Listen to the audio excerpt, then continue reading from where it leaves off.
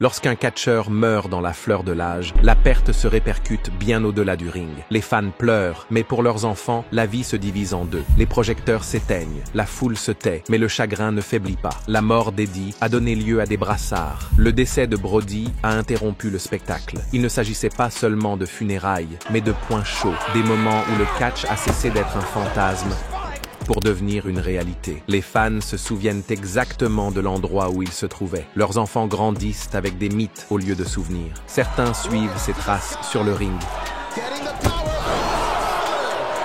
D'autres s'éloignent complètement, se taillant une vie tranquille, loin des projecteurs. Aujourd'hui, nous faisons le point sur la situation actuelle de ces enfants. Commençons par un nom à jamais lié au week-end le plus sombre du catch, Chris Benoit. Avant 2007, Benoit était The Rabid Wolverine, une machine de travail qui détenait le titre mondial des poids lourds à WrestleMania 20, a volé la vedette à Kurt Angle et a noué un lien à vie avec Eddie Guerrero. Ses coups de tête plongeants et ses suplexes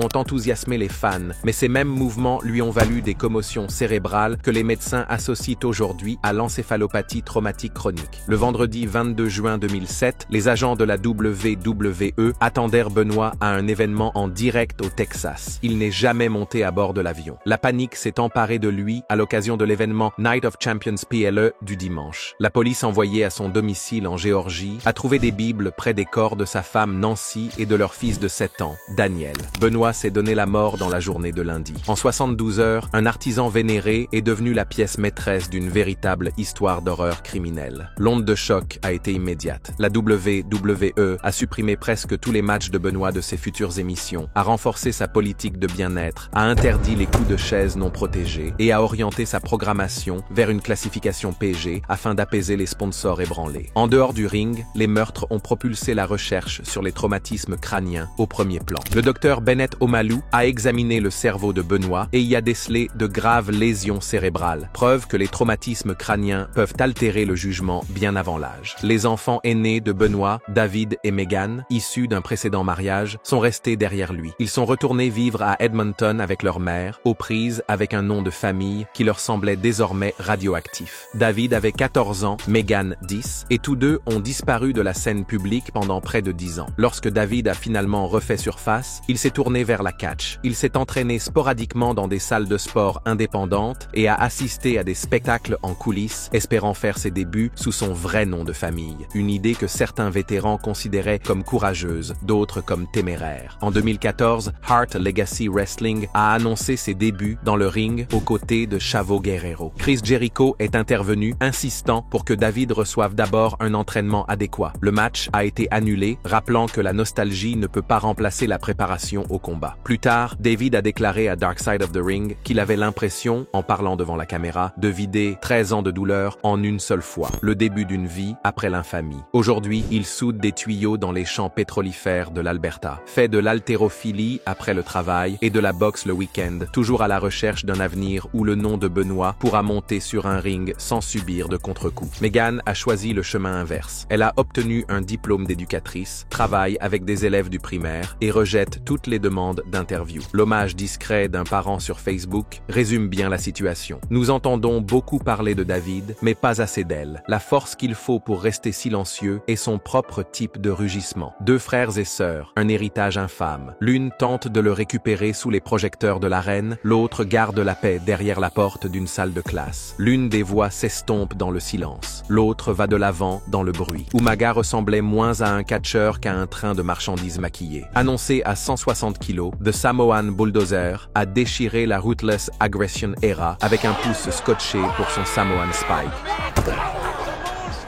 Un mouvement qui a laissé même John Cena haletant lors de leur classique Last Man Standing en 2007. Avant ce parcours en solo, les fans le connaissaient sous le nom de Jamal, dans l'équipe de tag team 3 Minute Warning, la paire qui aplatissait les mid-carders sans méfiance à chaque fois que le chronomètre d'Eric Bischoff atteignait 0. Que ce soit en équipe ou en solo, son agilité brute, ses splashs sur la corde raide à un poids plus adapté au body slam,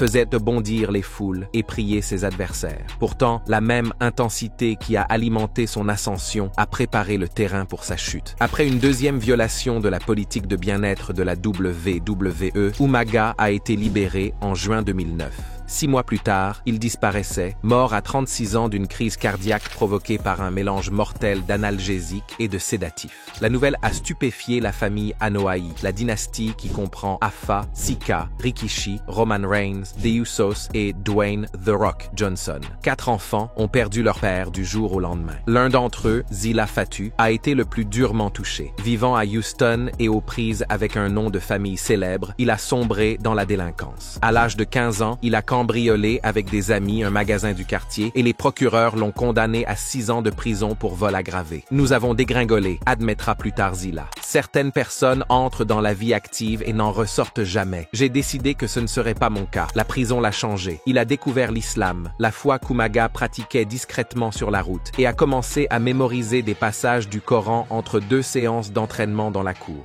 Les programmes de mentorat lui ont enseigné la discipline. La prière quotidienne lui a donné une routine. Lorsqu'il a été libéré en mars 2022, il pesait ses mots comme son père pesait ses adversaires, avec précaution puis avec force. Le prochain arrêt de Zilla a été l'école Reality of Wrestling de Booker T à Houston, un gymnase qui a formé des prospects indépendants et des stars de la télévision. Booker l'a associé à des entraîneurs chevronnés, lui a fait faire des exercices de jeu de jambes, puis a filmé des promos d'entraînement pour aiguiser son charisme. En regardant de vieilles cassettes d'Umaga, Zilla a étudié le spike, ajusté la configuration pour un rythme moderne et troqué la peinture de guerre pour un look minimaliste qui laisse ses yeux vendre la menace. Son premier match a eu lieu en juillet 2023 et la foule a vibré à la vue de ce pouce levé. Lorsqu'il l'a enfoncé dans la gorge de son adversaire, les fans ont scandé Umagea, tandis que Zilla s'imprégnait d'une validation vieille de 6 ans. Booker l'a qualifié de star mondiale en devenir. Zilla a dit que c'était la première étape. La vision est plus grande qu'un seul ring. Il veut des tournées au Japon, au Mexique, en Europe, dans tous les territoires où le nom d'Anoa'i résonne déjà. Un jour, plaisante-t-il, il achètera la WWE. Cette idée semble farfelue jusqu'à ce que l'on se souvienne qu'il y a 30 ans, un enfant de l'île nommé Dwayne a tenu des propos similaires. Les conflits créatifs ont finalement éloigné Zilla de la promotion de Booker, mais pas de sa trajectoire. Il catch maintenant à la Game Changer Wrestling et dans tous les clubs indépendants du Texas, transportant son propre matériel, serrant la main des promoteurs et apprenant à réduire les coûts sur la route. Des leçons que son père n'a jamais pu lui enseigner. Les fans suivent ses progrès de la même manière que les recruteurs inscrivaient autrefois les totaux de home run des débutants. Un pic, une ville, une nuit à la fois. L'arbre généalogique des Anoa'i continue d'étendre ses branches. Le grand chef Peter Maivia au tronc, des icônes comme Reigns et The Usos à la canopée. Et sur un membre inférieur frais, un jeune homme de 24 ans nommé Zilla, qui ne porte pas de peinture sur le visage, mais qui porte toute cette histoire sur ses épaules. Le train de marchandises est peut-être parti, mais les rails grondent toujours. Ashley Massaro est entrée à la WWE en 2005 après avoir remporté le $1 Million Diva Search, devançant 8000 candidates grâce à un mélange de style utopique, de tatouages sur les manches et de bravade de skater girl. À peine 2 semaines plus tard, elle participait à Monday Night Raw, échangeant des coups d'avant-bras avec Tori Wilson et recevant des powerbombs de Victoria avant même d'avoir maîtrisé un bon tombé à plat. En janvier 2006, elle figurait sur la carte de WrestleMania 22, faisant équipe avec Trish Stratus contre Mickie James et Victoria, une intrigue qui a propulsé une débutante sous les mêmes feux de la rampe que des vétérans ayant 10 ans d'expérience sur le ring. La vitesse a eu un prix. Ashley s'est fracturé le péroné lors d'un match contre Tori en février, a lutté contre des spasmes chroniques du dos et a subi au moins une commotion cérébrale documentée après un coup de corde à linge lors d'un enregistrement de l'Iraq Tribute to the Troops en 2006. Hors caméra, elle se scotchait les poignets et les chevilles avec le même ruban kinésio rose punk que celui que les fans voyaient à l'écran, cachait ses bleus sous des résilles et souriait malgré la douleur parce que le programme ne ralentissait pas. Lorsque la WWE s'est associée à Survivor en 2007, CBS a envoyé Ashley en Chine pour la 15e saison de l'émission. Elle a tenu 10 jours, a perdu 15 kilos à cause de la dysenterie et est revenue à Rio encore plus maigre qu'avant. Les forums de discussion sur Internet se sont fait l'écho de son état de santé. En 2008, elle a demandé demandé à être libérée par la WWE pour s'occuper de sa fille malade, Alexa, alors âgée de 8 ans, mais des blessures chroniques et une dépression croissante ont également pesé lourdement sur cette décision. Avance rapide jusqu'en 2016. L'avocat Constantine Kiros a intenté une action collective au nom de plus de 50 anciens catcheurs et Ashley s'est engagé. Sa déclaration sous serment affirme que la WWE a caché les dangers à long terme des traumatismes crâniens répétés, énumère les symptômes de commotion cérébrale tels que les migraines et les pertes de mémoire et décrit une agression sexuelle présumée par des sous-traitants militaires lors d'une tournée au Koweït en 2006. Selon M. Ashley, les responsables de l'entreprise se sont excusés en privé tout en invitant au silence pour protéger une relation lucrative avec le ministère de la Défense. La WWE a nié les allégations. Un juge fédéral a rejeté la poursuite en 2018 pour des raisons de procédure. Mais Ashley a continué à parler, tweetant aux fans sur l'insomnie post-commotionnelle et publiant des histoires Instagram qui se lisent « Certains jours, l'anneau résonne dans ma tête ». Le 16 mai 2019, 2 jours après avoir envoyé des photos d'autographes aux fans, Ashley a manqué une apparition prévue dans une station de radio locale. Des amis l'ont trouvé sans réaction à son domicile de Long Island. Le médecin légiste du comté de Suffolk a conclu à un par pendaison. Elle avait 39 ans. Alexa, qui n'avait que 18 ans, est soudain devenue l'exécutrice de souvenirs que l'Internet voulait disséquer en temps réel. Les forums de discussion sur le catch se sont remplis de messages de condoléances. D'anciens collègues ont vendu aux enchères du matériel de ring pour couvrir les frais d'enterrement. Les fans ont collecté plus de 100 000 $ pour le fonds d'études d'Alexa. La WWE a diffusé un bref graphique in memoriam, puis est passée à autre chose, mais Alexa devait encore terminer ses examens de fin d'année. Elle a choisi la distance. Après avoir obtenu son diplôme, elle a signé avec une petite agence de Manhattan, a réalisé des éditoriaux de streetwear urbain dans des entrepôts de Brooklyn et a défilé pour des créateurs émergents lors des défilés indie de la semaine de la mode de New York. Son Instagram est verrouillé, le nombre de followers est inférieur à 2000. En légende d'une photo en noir et blanc, elle a écrit « Il y a des choses que je garde pour moi, mon histoire n'est pas à vendre ». 10 mots qui ont construit un mur entre les flashs des défilés et le néon permanent du catch. Alexa n'a jamais commenté le procès, les derniers jours de sa mère ou la vidéo d'hommage de la WWE. Ses amis disent qu'elle préfère exprimer son chagrin par des cours de photographie et des promenades nocturnes à vélo le long de l'Hudson.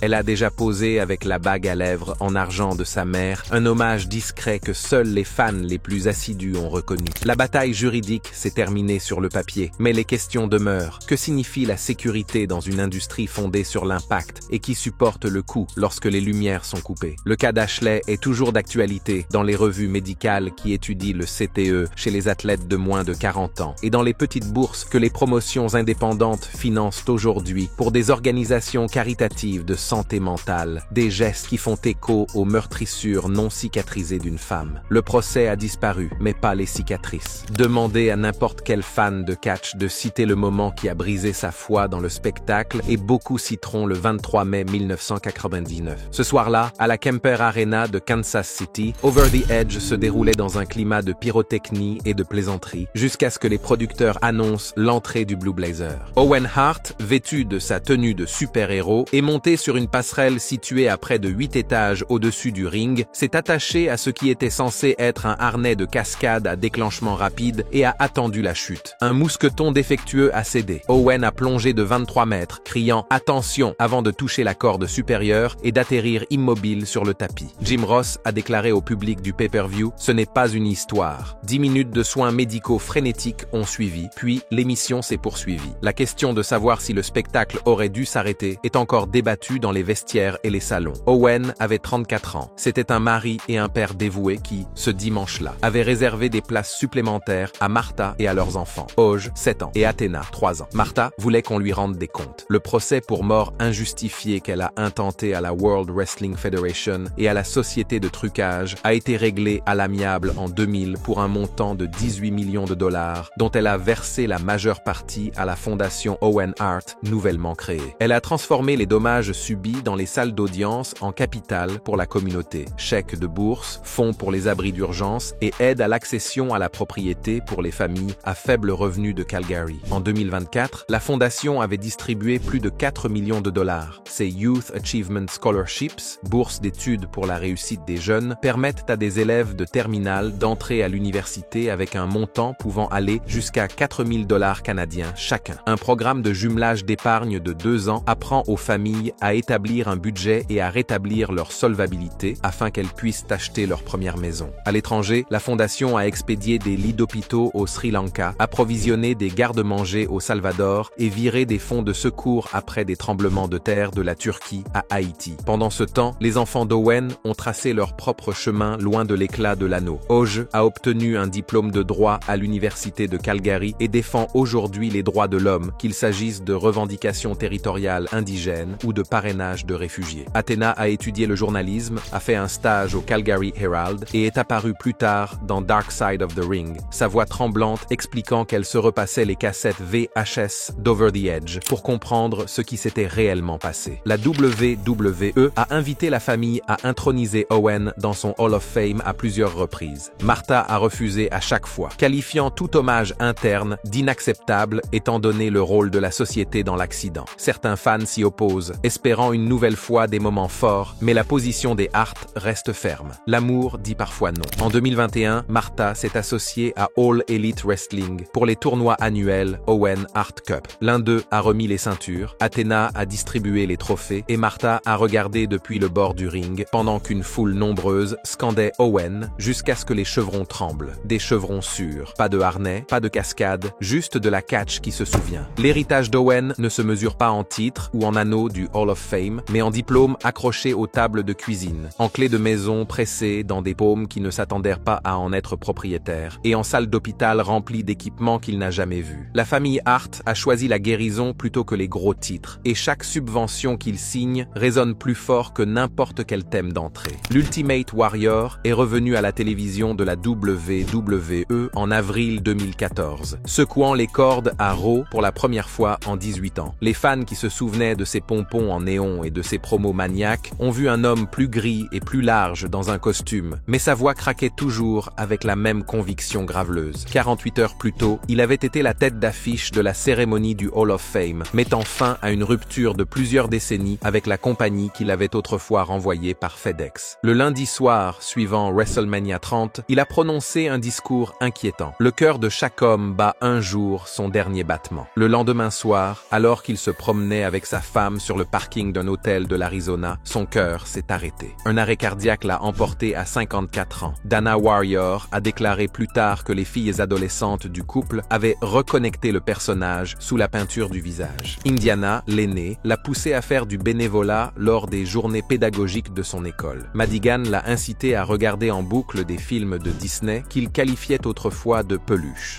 Leur influence a adouci un homme célèbre pour son intensité, qui frôlait l'abrasivité, transformant les rancœurs de vestiaire en soirées cinéma en famille. Les filles lui ont donné du cœur à l'ouvrage, a déclaré Dana à Good Morning America, se souvenant qu'il répétait son discours pour le Hall of Fame dans la cuisine, tandis qu'elle riait de ses gestes. Indiana est entrée à l'université de l'Arizona quelques mois après la mort de son père. Elle a choisi les études sur la jeunesse et la communauté en se concentrant sur les programmes sportifs extrascolaires pour les adolescents à risque et a fait un stage dans une organisation à but non lucratif d'athlétisme adaptée à Tucson. Ses amis disent qu'elle court toujours les marches du stade au lever du soleil, un clin d'œil au sprint éolien dont son père ne jurait que par l'efficacité. Elle a obtenu son diplôme en 2023 et s'est lancée dans le service AmeriCorps, coordonnant la construction d'aires de jeu dans les quartiers défavorisés plutôt que de chercher à faire parler d'elle sur les réseaux sociaux. Madigan s'est dirigée vers l'ouest à l'UCLA, se plongeant dans des cours de psychologie qui explorent le deuil et la résilience. Elle a rejoint le centre de conseil par les pairs du campus, travaillant discrètement pendant la semaine des examens lorsque les étudiants sont les plus fragiles. Les professeurs se souviennent de son essai de première année, The Mask We Hand Down, qui disséquait la façon dont des parents plus grands que nature peuvent éclipser l'identité de leurs enfants. Ligne après ligne, elle a cherché un équilibre entre la célébration d'un héritage et le refus de vivre à l'intérieur de celui-ci. Les sœurs ne se montrent en public qu'à l'occasion d'événements centrés sur les Warriors. L'inauguration d'une statue de bronze à WrestleMania Access, la remise annuelle du Warrior Award, qui met en lumière les personnes faisant preuve d'un esprit inébranlable, et un événement occasionnel des Community Championships Champions, au cours duquel elles remettent des sacs à dos à des écoliers. Autrement, ils évitent les caméras. Il n'y a pas de montage Instagram d'entraînement laissant présager de futurs débuts, pas d'interviews larmoyantes disséquant les rumeurs sur Internet, juste des cours, des projets de service et des randonnées le week-end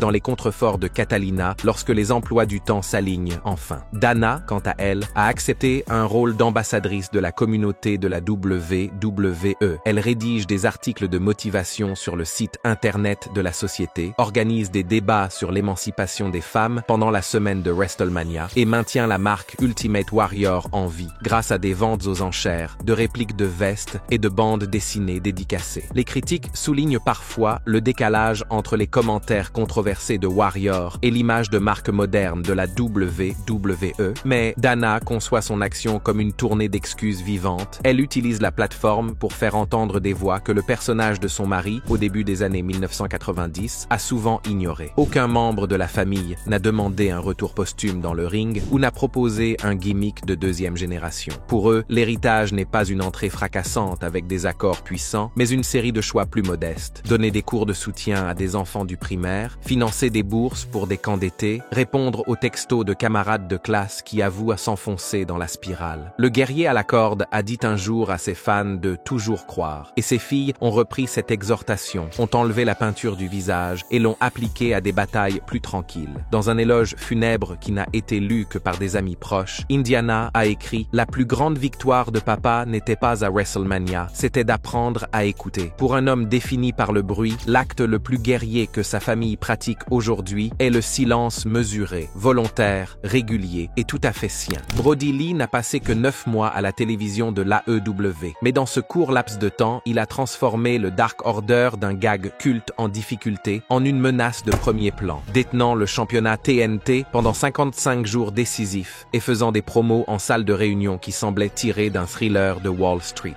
Le 26 décembre 2020, cet élan s'est arrêté net lorsque la compagnie a annoncé sa mort des suites d'une fibrose pulmonaire idiopathique, une maladie pulmonaire rare qui l'avait contraint à se rendre à la clinique Mayo dans le plus grand secret. L'AEW a préféré la réflexion à l'audimat. 4 jours plus tard, tout l'épisode du 30 décembre de Dynamite est devenu la célébration de la vie de Brody Lee. L'émission s'est ouverte avec tous les membres du roster sur la scène pour un salut de 10 cloches. John Moxley et Eddie Kingston ont livré des réflexions non scénarisées, leur voix craquant en direct à la télévision. Chaque combat opposait des membres du Dark Order aux partenaires préférés du leader déchu. Chris Jericho, en commentaire, a qualifié le fils de Brody, âgé de 8 ans, de plus grand champion de la TNT qu'il n'y aura jamais, un sentiment qui a donné le ton de la soirée. L'événement principal s'est terminé avec Cody Rhodes, Orange Cassidy et Preston Dees. Vance se tenant côte à côte alors que la veuve de Brody, Amanda, et leur fils Brody Jr. et Nolan marchaient vers le ring. Cody a remis au garçon le bandana violet de son père, Tony Khan a retiré la ceinture TNT à sangle rouge sur le champ et Brody Jr. a déposé les bottes de son père au centre de la toile. L'image de clôture indique simplement « exalté au paradis ». Les fans et les critiques ont dit que c'était l'hommage le plus classe que le catch ait jamais diffusé. Les promotions rivales se sont fait l'écho de ces louanges. Xavier Woods a déclaré qu'il avait pleuré depuis son canapé et Cesaro a tweeté que le spectacle montrait le meilleur de notre industrie.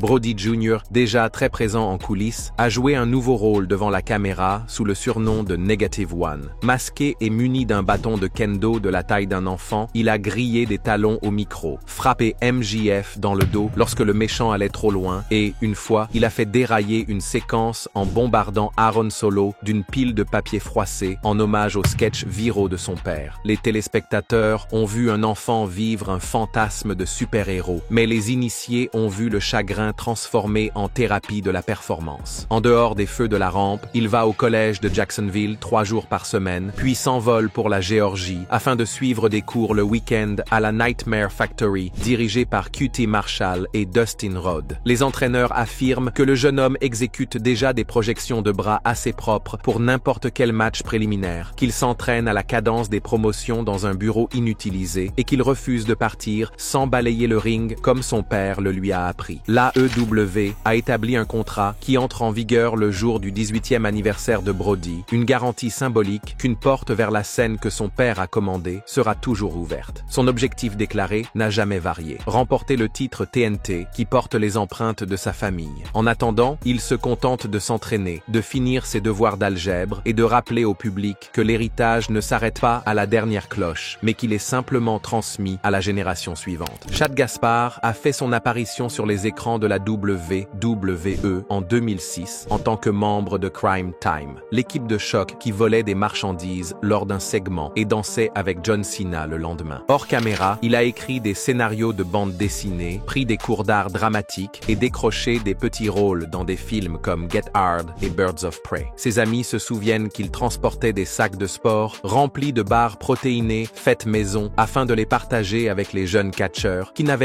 pas les moyens de s'offrir un service de restauration. Le dimanche 17 mai 2020, Chad et son fils de 10 ans, Arieh, se rendent à Venice Beach pour se baigner en fin d'après-midi. Un courant soudain, plus fort que n'importe quel endroit prévu, les a entraînés ainsi qu'une douzaine d'autres personnes à des centaines de mètres du rivage. Les sauveteurs ont dû lutter contre une houle de 2 mètres pour les atteindre. Chad a poussé Arieh sur une planche de sauvetage, a regardé le garde dans les yeux et a dit « Sauvez d'abord mon fils ». Quelques secondes plus tard, une autre vague a déferlé sur Chad et, lorsque l'eau s'est calmée, il n'était plus là. Pendant 3 jours, les plongeurs ont scruté les lits de Varek et les sonars ont sondé le fond du Pacifique. Le 20 mai, à 1h30 du matin, un jogger a repéré son corps près de la jetée de Venice. Le coroner du comté de Los Angeles a conclu à une noyade accidentelle. Il avait 39 ans. Le monde d'Arieh se réduisit à un seul choix, se retirer ou s'élever. Il choisit le second. À l'âge de 12 ans, il s'entraînait 3 soirs par semaine à des combinaisons jab, cross, hook dans une salle de boxe du centre-ville de Los Angeles, puis se roulait sur des tapis de jiu-jitsu gris sous la direction d'instructeurs de la famille Gracie. Son compte Instagram, géré par sa mère Ciliana, montre un travail au ralenti avec un gant, des légendes sur la protection de ceux que l'on aime et, de temps en temps, un clip où il aide des enfants plus jeunes à envelopper leurs mains avant le combat. Les entraîneurs disent qu'il sourit rarement au milieu d'un round, mais qu'il frappe toujours du poing après, une discipline qui dépasse son âge. La WWE a honoré Chad en lui remettant le 2022 Warrior Award, décerné chaque année à une personne qui incarne le courage et la compassion. La foule du Hall of Fame de Dallas s'est levée lorsque Arieh est entré sur scène dans un costume cintré qui semblait avoir été emprunté à son père. Des séquences d'hommage ont défilé, des vidéos granuleuses de Chad entraînant des spectateurs dans une conga line, des sketchs scénarisés dans lesquels il casse le téléphone de Mark Henry et des clips de plage tremblants montrant le père et le fils en train de sprinter pieds nus à marée basse. Une fois les applaudissements calmés, Ciliana s'est tournée vers son fils et lui a dit « Tu es un chien de berger, le meilleur de papa vit en toi ». Arieh a levé la statuette de cristal au-dessus de sa tête, les yeux rivés sur les chevrons, dans un silence suffisamment épais pour entendre les reniflements dans les sièges bon marché. Aujourd'hui, à la mi-2025, Arieh a 15 ans. Il s'entraîne encore 6 jours par semaine, répartit ses devoirs entre les séances et ne manque pas une course au coucher du soleil le long du même rivage que celui où son père a vécu. Il n'a pas l'intention de faire de la catch, du moins pas encore. Mais il parle d'étudier la médecine du sport pour pouvoir assurer la sécurité des athlètes. Lorsqu'on lui demande comment il reste motivé, il cite le mantra de son père. Il faut agir, pas se vanter. La force ne rugit pas toujours. Parfois, elle revient à l'eau qui a tenté de tout voler, se tient debout et refuse d'être entraîné sous l'eau.